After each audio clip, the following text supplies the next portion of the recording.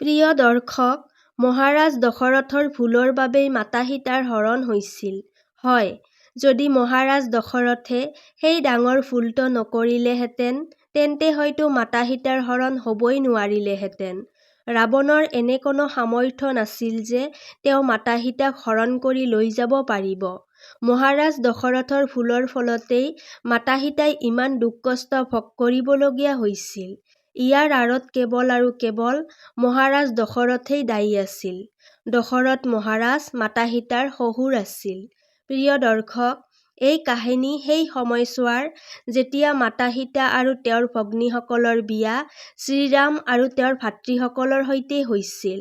নতুন বোৱাৰীৰ আগমনত সমগ্ৰ অযোধ্যা আনন্দ আৰু উল্লাসেৰে ভৰি পৰিছিল।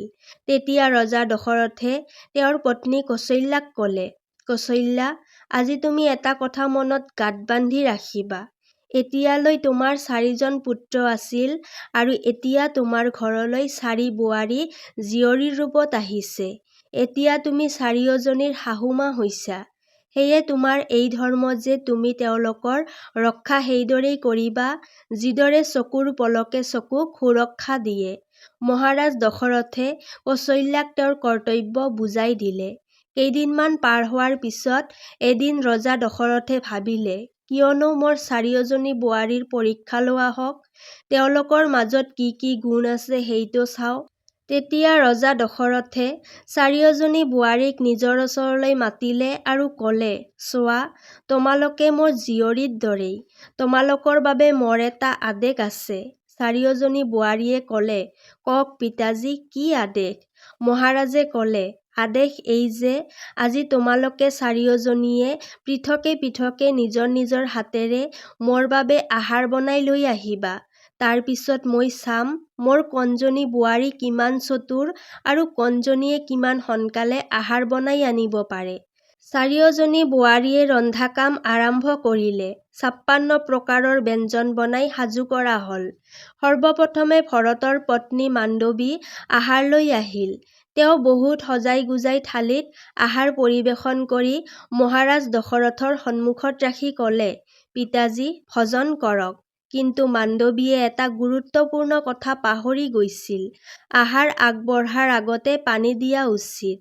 মহাৰাজ দশৰথে মাণ্ডৱীৰ হাতৰ পৰা থালিখন লৈ নিজৰ ওচৰত ৰাখিলে আৰু ক'লে, "পুত্ৰী, তুমি যোৱা, মই অলপ পিছত ভোজন কৰিম।" মাণ্ডৱীৰ পিছত লক্ষ্মণৰ পত্নী উৰ্মিলা আৰু শত্ৰুঘ্নৰ পত্নীও আহিল। তেওঁলোকেও খৰখেদাকৈ আহাৰ বনাইছিল। থালিত সজাই ৰজা দশৰথৰ সন্মুখত ৰাখিলে। কিন্তু তেওঁলোকেও সেই একেটা ভুলেই কৰিলে, যিটো ভৰতৰ পত্নী মাণ্ডৱীয়ে কৰিছিল। এইদৰে মহাৰাজ দশৰথৰ আগত 3খন আহাৰৰ থালি জমা হ'ল। তথাপিও তেওঁ এখনো থালিৰ পৰা ভোজন নকৰিলে, কিয়নো তেওঁ মাতা সীতাৰ অপেক্ষা কৰি আছিল।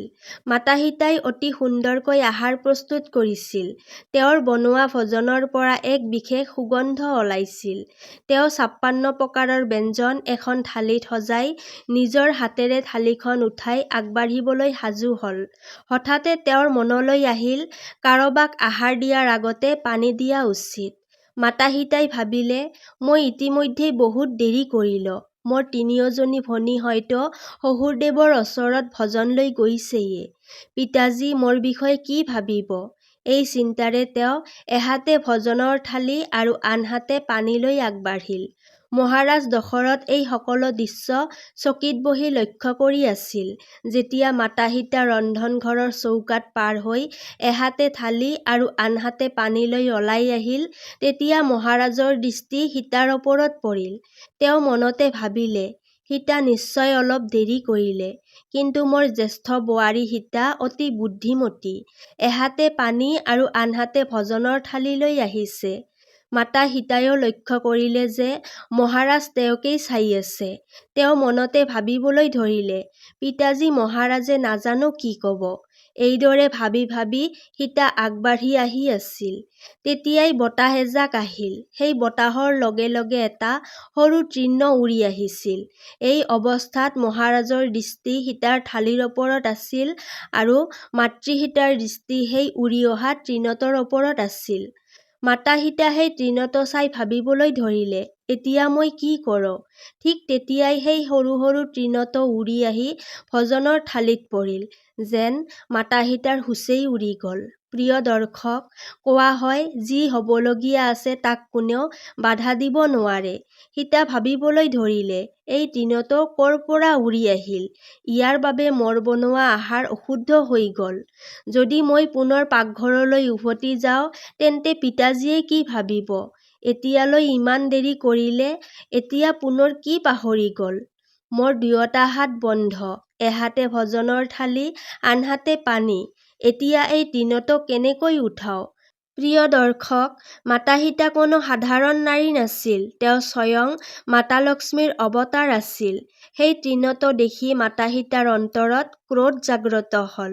তেওঁ নিজৰ দিব্য শক্তিৰে চকুৰ পৰা অগ্নি উৎপন্ন কৰিলে আৰু সেই তৃণটো জ্বলাই ছাই কৰি উৰুৱাই দিলে।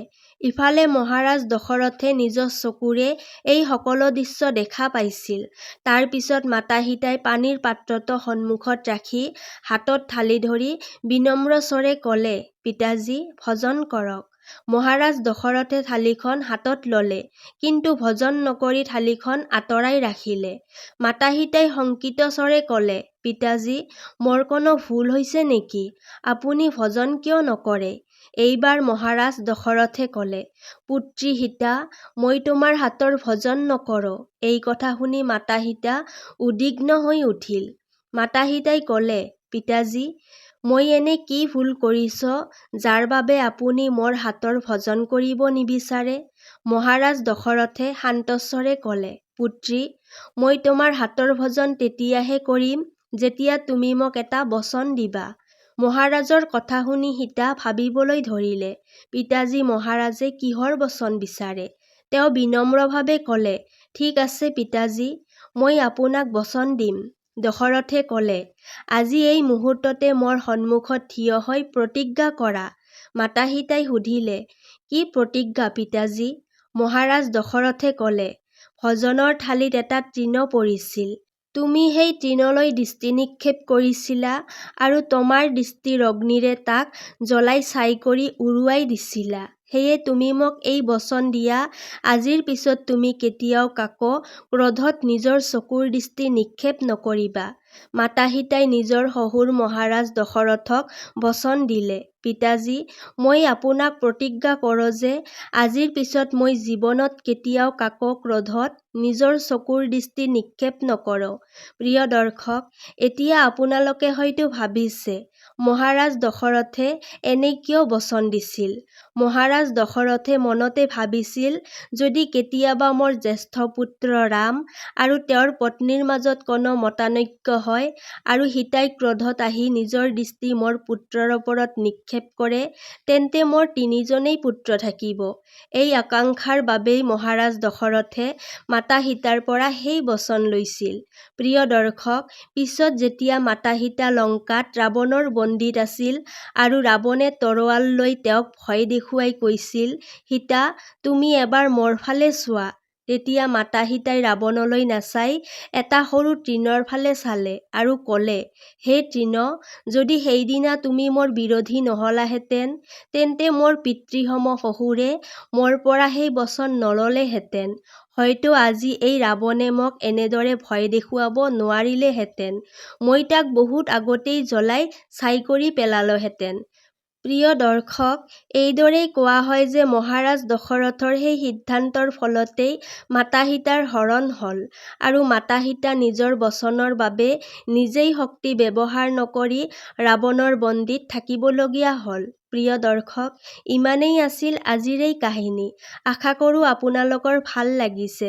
ভিডিঅ'টো ভাল লাগিলে লাইক কৰিব, শ্বেয়াৰ কৰিব আৰু আগন্তুক এনেধৰণৰ আধ্যাত্মিক কাহিনীৰ বাবে আমাৰ চেনেলটো ছাবস্ক্ৰাইব কৰিবলৈ নাপাহৰিব। তেতিয়াহ'লে আজিলৈ ইয়াতেই সামৰিছোঁ, কাইলৈ পুনৰ লগ পাম আন এটি ভিডিঅ'ৰ সৈতে। ধন্যবাদ।